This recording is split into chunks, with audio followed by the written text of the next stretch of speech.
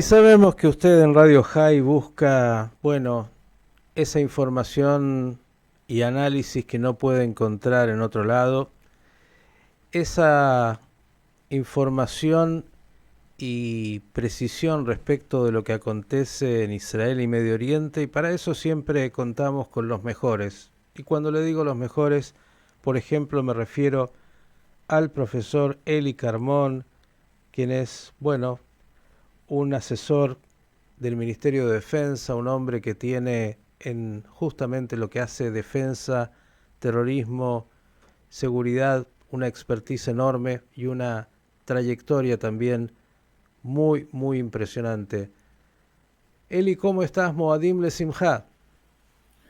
Hola, buenos días, buenas tardes, Vladimir Simha, Hag Sameach. Gracias por estar como siempre con nosotros y bueno, un Pesaj que parecería todos los años vuelve casi a ser una repetición, ingreso a la mezquita de Al-Aqsa y a partir de eso, bueno, una cantidad de elementos que se suman, pero este año con algunas particularidades.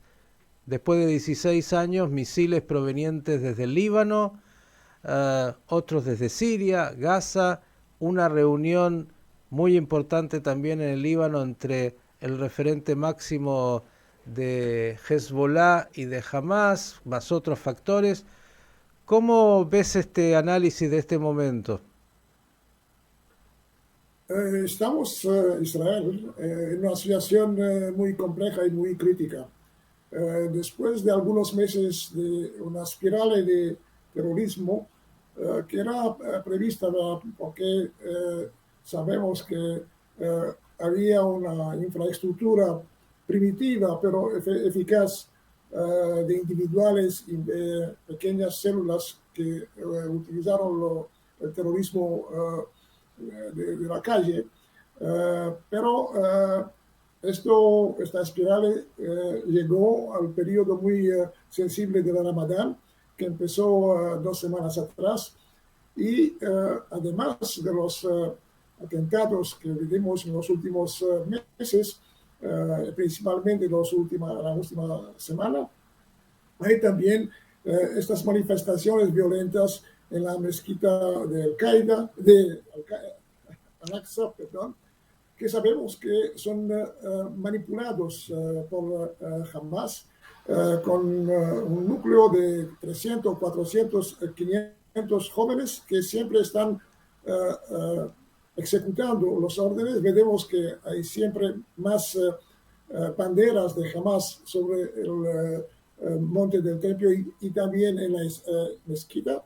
Entonces, esto, claro, provocó una reacción regional en los países árabes moderados, incluso en los aliados de Israel, los países que firmaron los acuerdos de Abraham. Pedimos como, por ejemplo, tanto los Emiratos Árabes, también Saudí, que era en un proceso de negociación, empezaron a atacar a Israel en las Naciones Unidas. Y en el mismo tiempo hay un cambio estratégico muy importante en los países del Golfo. Puedo formular una pregunta, profesor Calmón, porque me parece que comenzó por un lugar que también en todo el mundo, como usted dice, ha traído reacción. He tratado de buscar información y no la he hallado, e incluso le he preguntado a colegas, eh, ¿qué es lo que de manera concreta se encontró dentro de la mezquita de Al-Aqsa, más allá de los manifestantes, más allá de algunas piedras, más allá de algún armamento menor, como para que el operativo de la Fuerza de Defensa haya sido de esta magnitud, con toda la crítica que esto iba a traer a nivel internacional, sabiendo la sensibilidad del lugar? Y agrego una pregunta. Cuando uno ingresa, por ejemplo, en Israel a una estación de ómnibus, ingresa a, bueno, al sector del muro del cótel u otros lugares, muchos, hay detectores de metales, hay un control severo. ¿Cómo es posible que el ingreso a la mezquita no tenga un control donde se pueda realmente eh, evitar que algunos alborotadores ingresen con elementos que no son justamente los adecuados? Hay dos problemas, creo, en este contexto.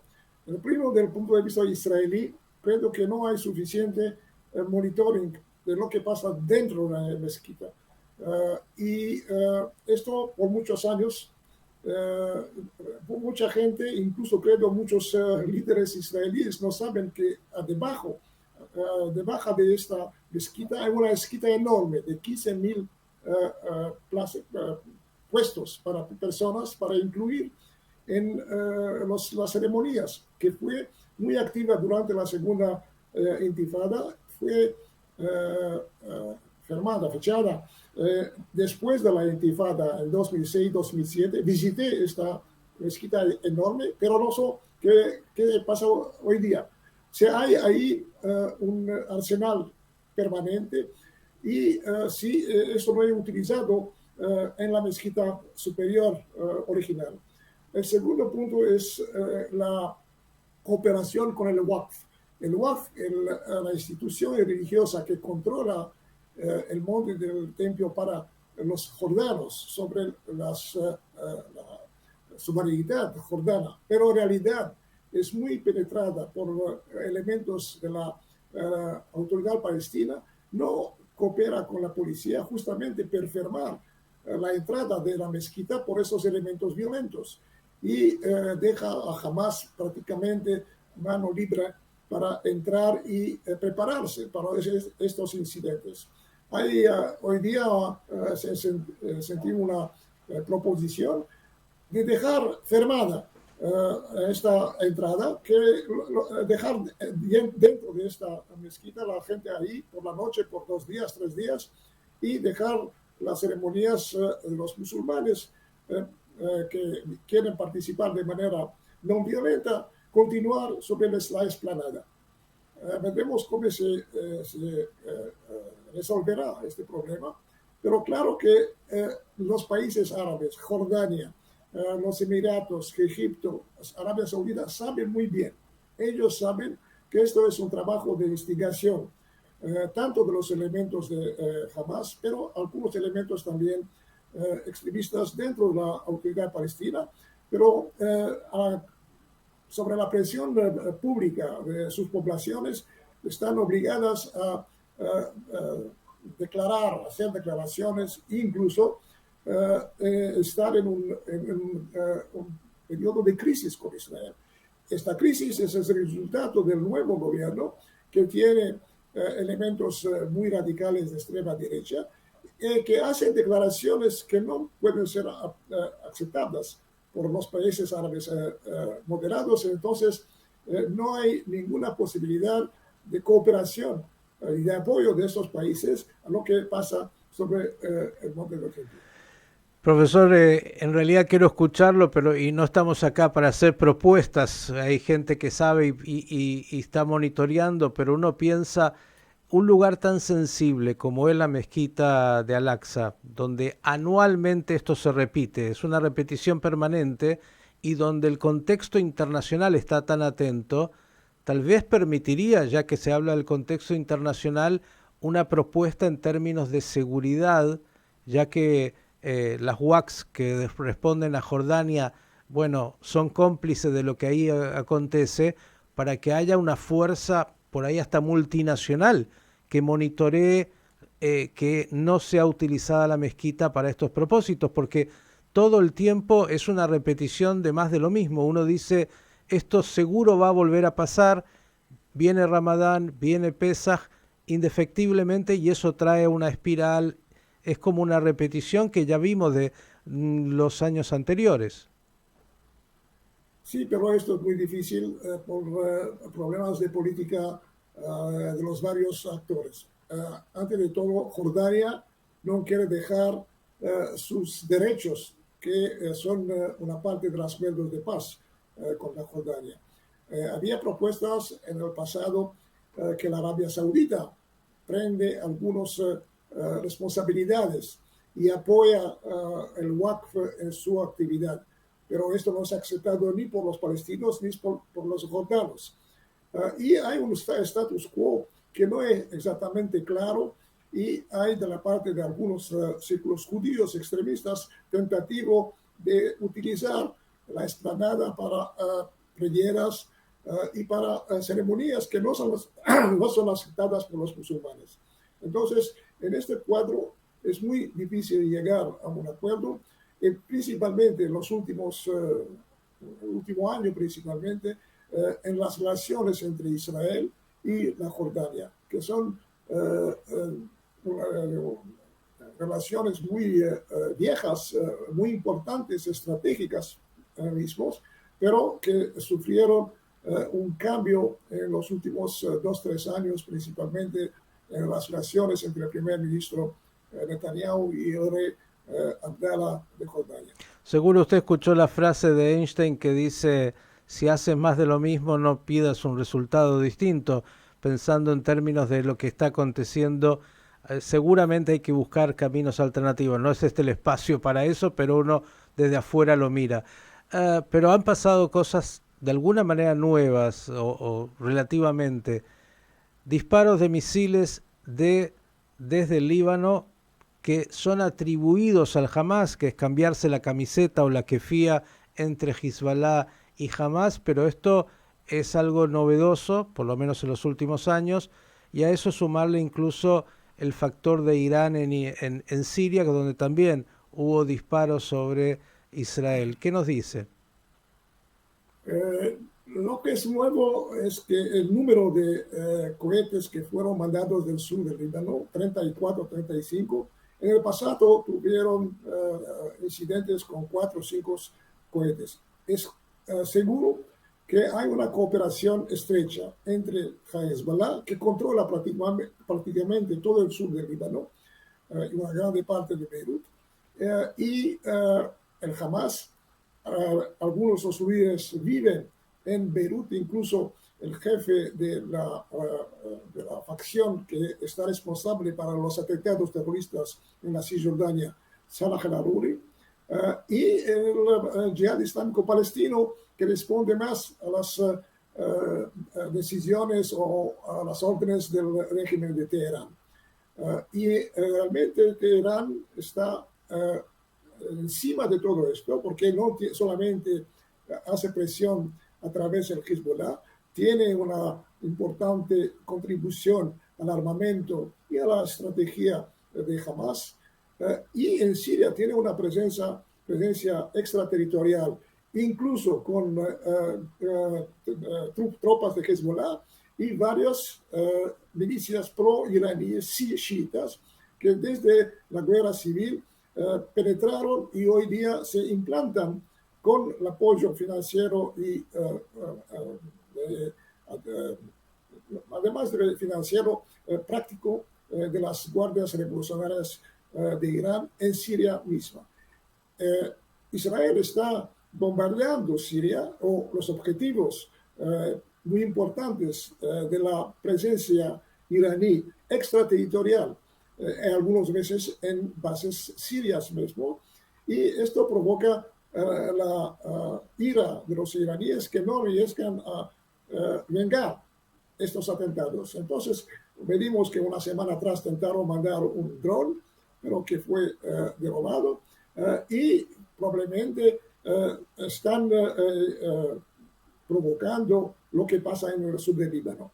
Pero la última serie de cohetes que fueron mandados desde Siria fueron mandados por una unidad, un regimiento de palestinos que vivían por muchos años en los campos de refugiados palestinos en Siria, que luchan en los rangos del ejército sirio. No la división, es la GAIS, no sé, más de una división, varias divisiones, número 5, que tiene un leadership pro-ruso, pero que también tiene contactos con algunos elementos iraníes. Ellos también utilizaron el pretexto del Al-Aqsa para mandar cohetes 3 días atrás. Profesor Carmón, seguramente siempre hay una coordinación entre los actores que pretenden destruir Israel, Hamas, Hezbollah, la Jihad Islámica, son demasiados, distintas caras del mismo interés. Pero se produjo ayer una reunión abierta que fue incluso comunicada y publicada entre estos factores en Beirut. ¿Están hoy trabajando en conjunto más que en otros momentos? No es la primera vez. Hubo muchos encuentros que fueron filmados, que se saben que lo hacen de vez en cuando. Hubo una crisis grande entre Hezbollah y Hamas en el principio de la crisis de la guerra civil en Siria. Por 4 o 5 años, hasta 2015-2016, hubo una crisis entre las relaciones. Pero después, principalmente a partir de 2017, hay ya un entendimiento sobre la protección de Irán para decidir que están luchando juntos contra Israel, pero no tienen la misma estrategia sobre la Siria. Hoy día la Siria también está volviendo en el campo sunito moderado. Tienen relaciones diplomáticas con la mayoría de los países, incluso con el Egipto y con la Arabia Saudita y los Emiratos, y son invitados a la próxima cumbre que se hará en Arabia Saudita en mayo. Entonces, es más fácil para todos los elementos cooperar. Lo que es interesante es que el día cuando hubo el tiro de cohetes sobre Israel, el mismo día, Ismail Haniyeh, que es el secretario general o líder de Hamas, que vive al exterior, fue encontrado y fotografiado con un grupo de combatientes de Hamas, probablemente en el sur del Líbano. Después del tiro, se encontraron toda la cúpula de Hamas en Beirut, una mesa de 12, 15 personas, incluso Haniyeh e incluso Salah el-Aruri. Como dice Salah el-Aruri, es directamente responsable para organizar los atentados en Cisjordania.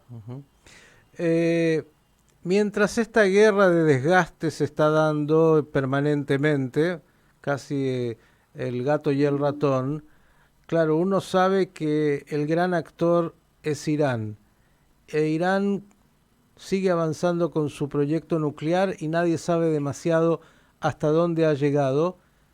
Irán aprovecha la debilidad en este momento interna de Israel, de su gobierno, de la posibilidad de Israel de, abrir un frente de batalla con Irán para que no llegue a ese proyecto de armamento nuclear. Sin duda, pero más importante desde el punto de vista estratégico es el hecho que los Estados Unidos, sobre la administración Biden, decidieron de retirarse, no completamente, pero retirarse del Oriente Medio, incluso del Golfo. Hay una crisis entre Estados Unidos y Arabia Saudita, e incluso una pequeña crisis entre Estados Unidos y los Emiratos Árabes. Entonces vemos que en los últimos meses, tanto Arabia Saudita como los Emiratos e incluso Bahrein están negociando, avanzando en esta negociación con Irán para un entendimiento correcto, no tal vez estratégico a largo plazo, pero para dejar de lado los problemas más graves, principalmente la guerra del Sud-Yemen. Entonces, esto permite a Teherán hacer presión sobre Estados Unidos, sobre Israel, cuando los Estados Unidos están más débiles sobre la siquiera internacional, están preocupados o ocupados con la guerra en Ucrania y tal vez con un conflicto en Taiwán.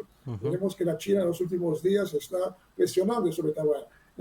Entonces todo esto permite a Irán, que está también en una alianza militar nueva con la Rusia y que hizo este acuerdo con Arabia Saudita sobre el paraguas de la China, cree que es justamente el momento para hacer presión, tal vez provocaciones, no una guerra total, pero el momento para ver cómo avanzar, principalmente durante las próximas semanas. No parece un buen escenario para Israel. ¿Cuál es su pronóstico?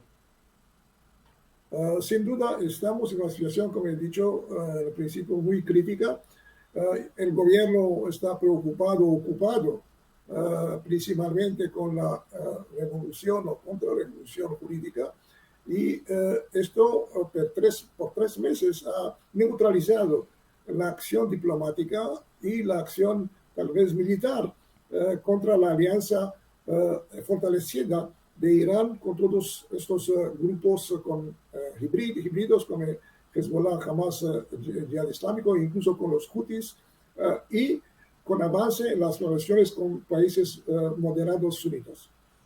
La última, profesor Carmón, agradeciéndole enormemente, nos ha dado un panorama muy claro. Es conceptual, y es una pregunta conceptual. ¿Por qué Israel sigue denominando terroristas a Hamas, Hezbollah, incluso la Yihad Islámica, cuando en realidad, por lo menos en estas regiones del mundo, y creo que en Europa también, terroristas son vistos como agrupaciones pequeñas, con, bueno, algún lobo solitario, pero, bueno, organizaciones tradicionales del terrorismo, y hoy uno ve realmente Hamas, Hezbollah, la Yihad, son ejércitos irregulares, pero ejércitos muy armados. Digo, ¿por qué no se cambia la denominación conceptual que por ahí podría ayudar a comprender mejor lo que acontece? Sí, no son organizaciones terroristas solamente, son organizaciones o entidades, yo diría entidades híbridas que tienen un control territorial muy importante. Hezbollah controla una parte de Beirut, controla el sur del Líbano y la región de la Valle del Beca. Tiene un ejército muy importante, más grande y más moderno del ejército libanés, y un ejército que se entrenó y luchó en Siria, incluso al lado de los rusos, recibiendo armamento ruso e incluso armamento americano del ejército libanés. El Hamas también fue un movimiento religioso político, pero con el control de Gaza tiene todo la infraestructura en sus manos, ha desarrollado una infraestructura militar con el apoyo de Irán y Hezbollah, y tiene como compañón al Jihad Islámico Palestino, que es una organización más pequeña, pero también tiene recursos militares importantes. ¿Se comprende mi pregunta? Sí. Digo, entonces terrorismo es solo una parte de las armas o de los métodos de lucha que ellos utilizan. Ellos utilizan el terrorismo tanto en Israel, en Hezbollah e Irán, afuera en el mundo, veremos también en América del Sur, y también tienen la posibilidad de utilizar armas muy modernas, como por ejemplo misiles de largo alcance. Hezbollah tiene más misiles que ningún país en la Unión Europea. Esta situación es diferente de lo que conocíamos durante la Guerra Fría. Entonces, claro que la lucha es mucho más compleja, muy difícil, y se debe tomar en cuenta cada lado. Hay la lucha militar, hay la lucha contra el terrorismo, la lucha contra la subversión, por ejemplo, la subversión de Hamas, Jihad Islámico en la autoridad palestina, y también en el mundo árabe, hasta últimamente, principalmente la subversión contra los países sunitas moderados. Profesor Carmón, agradeciéndole enormemente, como siempre, su gentileza. Lo que sí estoy seguro es que para usted y para los ciudadanos de Israel nunca es aburrido. Tienen una vecindad realmente muy poco grata y tan compleja que no permite descansar. Le agradecemos. Sí, preferimos un Pesach mucho más tranquilo, estoy seguro. Esperemos que así sea. Le mandamos un agradecimiento y el deseo de que las cosas se vuelvan a la relativa normalidad dentro de la anormalidad del Medio Oriente. Gracias, Miguel. Buenas fiestas. El profesor Eli Carmón, un lujo que nos hemos dado para comprender un poquito más esa realidad que tantas veces desconocemos y de la cual opinamos con tanta liviandad.